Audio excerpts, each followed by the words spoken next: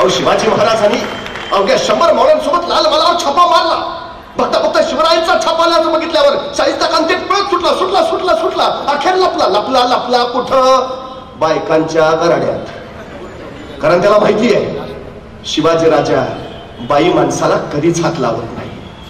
आपल्यासाठी सुरक्षित जागा जर आता कुठली असेल तर आपल्या बायकांचा गराडा तो तिथंच लपून बसला.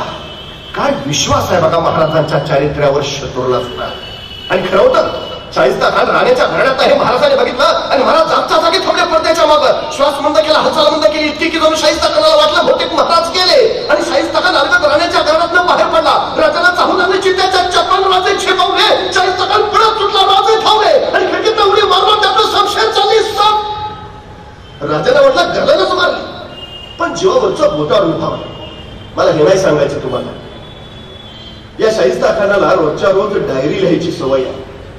शाहिस्ता खान गुरुजी नावानं त्याची ती डायरी प्रसिद्ध आहे. त्या डायरीमध्ये त्याने हा लाल महालाचा सगळा प्रसंग रेखाटलाय. त्यात तो लिहितो की शिवाजी राजे वाऱ्यासारखे आले आणि तीरासारखे निघून गेले. काही वेळानंतर लाल महालातला गोंधळ थांबला आणि मग शाहिस्ता खानाची एक बहीण धावत शाहिस्ता खानाकडे आली. भाईजान मेरी बेटी गायब है भाईजान.